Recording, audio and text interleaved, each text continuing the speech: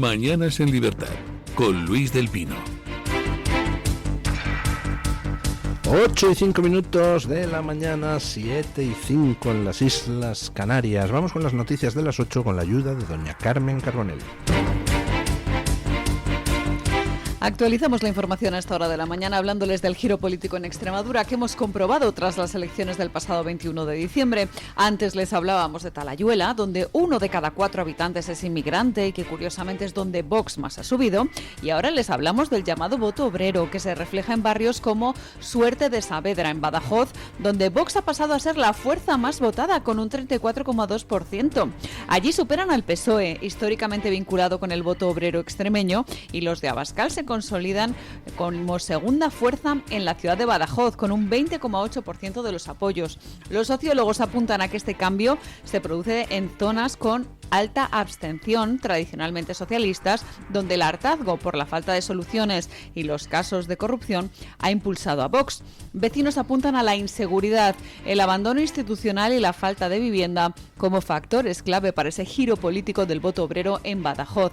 También hay analistas que señalan que el PSOE ha perdido conexión con su base obrera, mientras que Vox está capitalizando el descontento y esa sensación de abandono.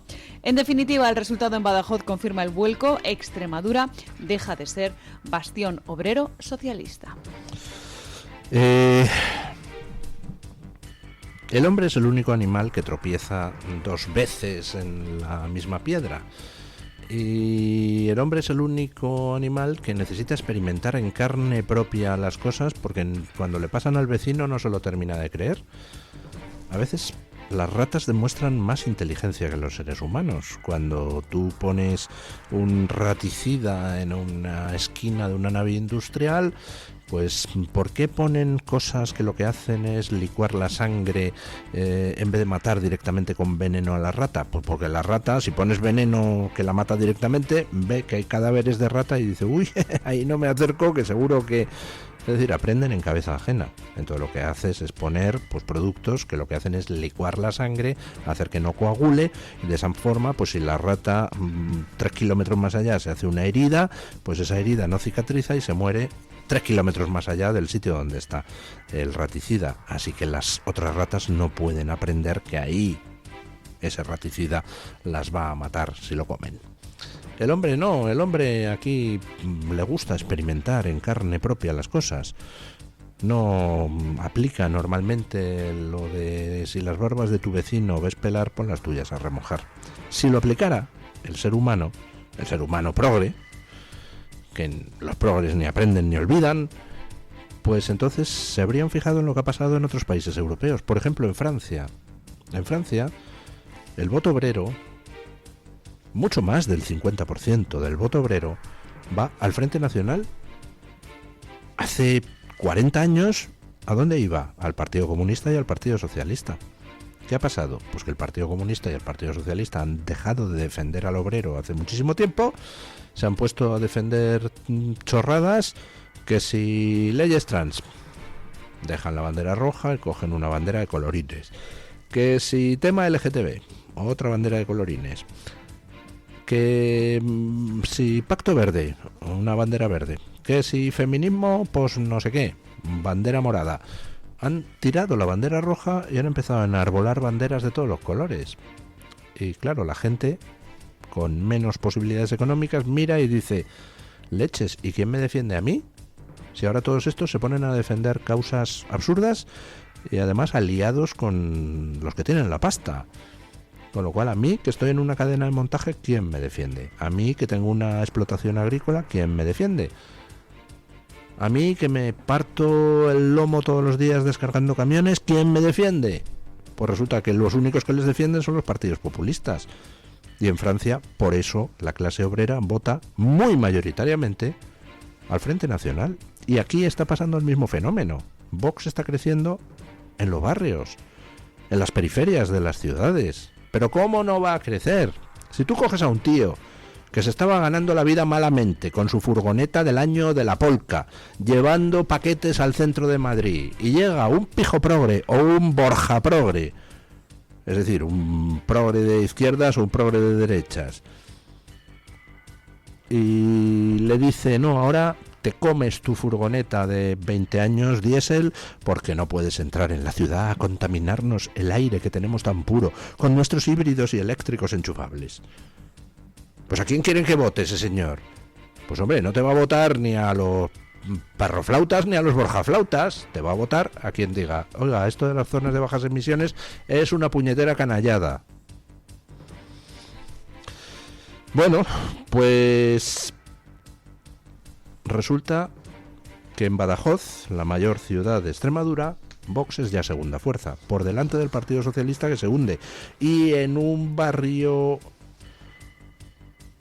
en los barrios obreros de Badajoz, como el reportaje viene hoy en El Mundo, creo. Así es, don Luis, es un reportaje sobre Suerte de Saavedra. Suerte de Saavedra. Pues en un barrio como ese te gana las elecciones Vox. ¿Por qué? Pues porque los perroflautas y los borjaflautas, los pijoprogres y los borjaprogres, resulta que se dedican a legislar y a crear problemas. ¿Problemas que paga quién? La gente que menos tiene. La gente que vive en los barrios marginales. Esos son los que tienen que aguantar la inseguridad. Los perroflautas de pijoprogres de izquierda y los borjaflautas de la derecha, todos esos viven en sus barrios, pues hombre, relativamente bien, donde no llegan las manadas de violadores. Los que aguantan el tirón son otros. Y se sienten todos estos muy importantes haciendo grandes políticas dictadas desde el observatorio de no sé qué que está en Bruselas. Destrozan la vida a la gente y luego lo mejor es que se sorprenden, dicen, anda leche, los obreros son tontos, votan a Vox. No, el imbécil eres tú, que no te das cuenta de que estás fastidiando a la gente y encima pretendes que la gente a la que fastidias te siga votando. Pues no, la gente a la que fastidias, pues lo que le gustaría es partirte la cara, pero como somos gente civilizada los europeos y como, pues hombre, estamos en un sistema democrático donde las cosas se resuelven de otra forma, sin apelar a la violencia, pues en lugar de partirte la cara, vota contra ti. Deberías estar contento de que estamos en un sistema democrático y gracias a eso, pues la gente a la que se arruina no pasa a mayores. Este programa dura 3 horas. Desde que ha empezado hasta que termine, habrán cerrado 7 explotaciones agrícolas. 7. Pues, oiga, ¿qué quieren ustedes que haga la gente en las zonas rurales de Extremadura? ¿Votar a quien les arruina? Pues no, la gente que curra en el campo o en las barriadas obreras vota a quien les escucha y trata de proponer soluciones a sus problemas. Y por lo menos trata de no crear problemas nuevos, que es lo que llevan haciendo PSOE y PP desde hace 2 décadas por lo menos. Bueno, pero nada, es igual. Los progres ni aprenden ni olvidan, así que ¿creen ustedes que van a extraerle lecciones de Extremadura? No. El PP espero que las extraiga, pero yo qué sé. Bueno, ayer en la reunión del PSOE extremeño donde se cobraron la cabeza de... ¿Cómo se llama el candidato? Gallardo. ¿Se pueden ustedes creer que se me había ya olvidado el candidato socialista? O sea, es tan prescindible que dentro de 3 días ni me voy a acordar de su cara. Bueno, pues en la reunión donde se cobraron la cabeza de Gallardo, un sector del PSOE, entre los cuales estaba Ibarra, pues pidió abstenerse para que gobierne Guardiola sin Vox. Escuchen. Les seguimos hablando de las negociaciones en Extremadura para conformar gobierno tras los resultados de las elecciones autonómicas del pasado domingo. El PSOE no facilitará la investidura de María Guardiola, como había sugerido el expresidente de la Junta de Extremadura, Juan Carlos Rodríguez Ibarra. El histórico líder socialista extremeño pedía a Ferraz que le concedieran el gobierno de la Junta a Guardiola con su abstención, para impedir así que gobernara Vox. Sin embargo, Ferraz rechaza esta opción y recuerda que, según los estatutos, cualquier apoyo al Partido Popular Popular requeriría la consulta a la militancia. La Dirección Nacional insiste en que María Guardiola convocó elecciones para no depender de Vox y ahora ella debe asumir las consecuencias. Mientras tanto, la gestora que sustituirá a Miguel Ángel Gallardo en el Partido Socialista de Extremadura va a decidir la estrategia en un clima interno marcado por la falta de autocrítica y el temor a repetir el patrón en Aragón y en Andalucía. Bueno,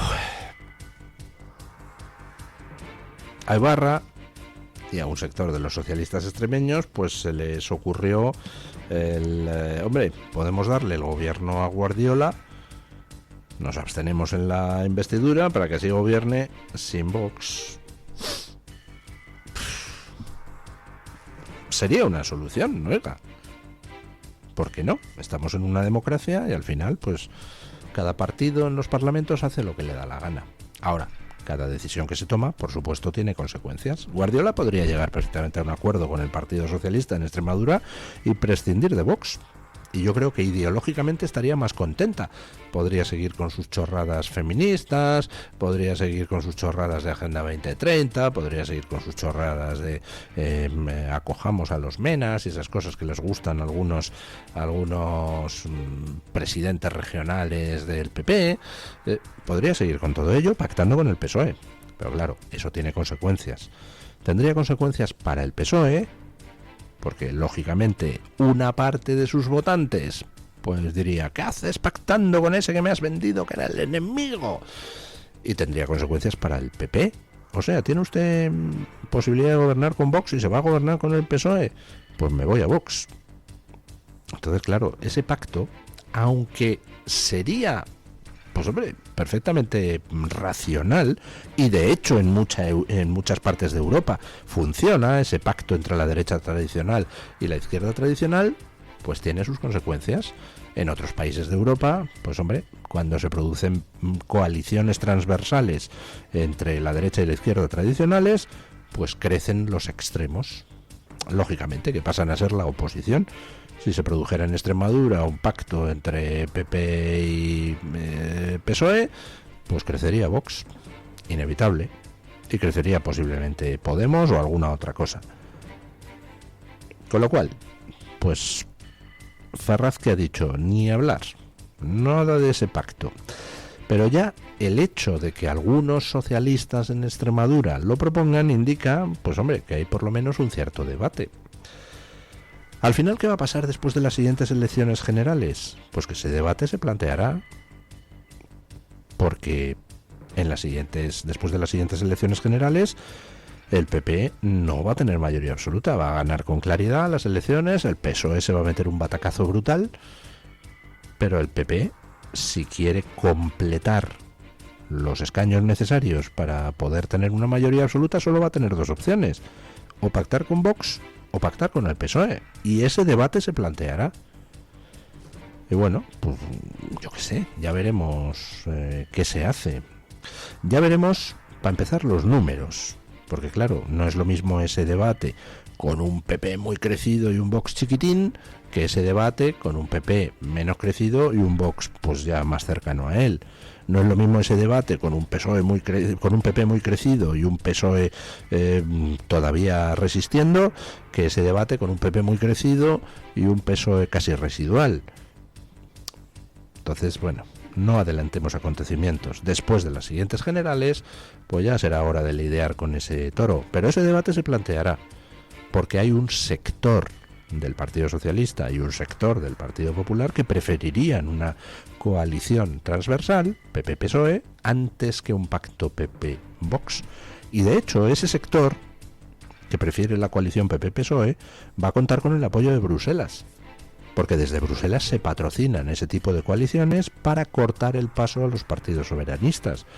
Y va a estar muy interesante ver qué demonios es lo que pasa después de las siguientes generales. Y ya les he hablado a ustedes de que el último cartucho de Sánchez no es repetir el Frankenstein, porque no va a poder. O sea, entre PP y Vox se van a ir por encima de los 200 escaños.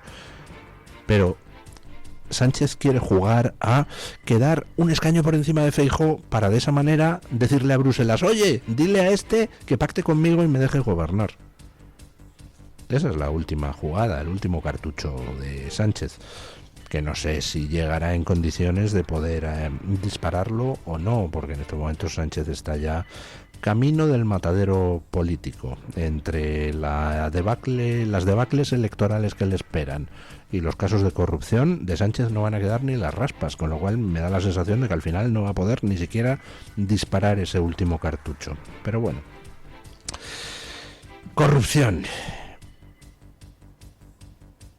La policía se personó ayer en el Centro Nacional de Investigaciones Oncológicas, es decir, en el centro donde se investiga contra el cáncer, ese centro que se ha visto sacudido por tantos escándalos de corrupción en los últimos meses. Y la policía se personó pues para para hacer un registro, incautarse de información, y en particular creo que de un disco duro. La Policía Nacional ha intervenido el Centro Nacional de Investigaciones Oncológicas, el CENIO, y se ha llevado un disco duro. Y es que el CENIO sigue siendo el centro de la investigación por presunto amaño de contratos. La actuación se produce tras la denuncia de 2 exdirectivos que apuntan a una trama que habría desviado hasta 25 millones de euros en 18 años de ejercicio. La Fiscalía Anticorrupción abrió diligencias y el patronato del CENIO ya ha entregado un informe sobre la situación, asegurando la colaboración total con esta investigación. De hecho, el pasado 25 de noviembre, el organismo aprobó también una reordenación interna para reforzar los controles y poner orden en esta entidad de investigaciones oncológicas que antaño fue referente científico. La anterior etapa, la primera etapa socialista en el gobierno de España fue esa época de Felipe González, que acabó pues con un mare magnum de corrupción brutal. Y una de las cosas que más daño le hizo al Partido Socialista pues fue algo simbólico.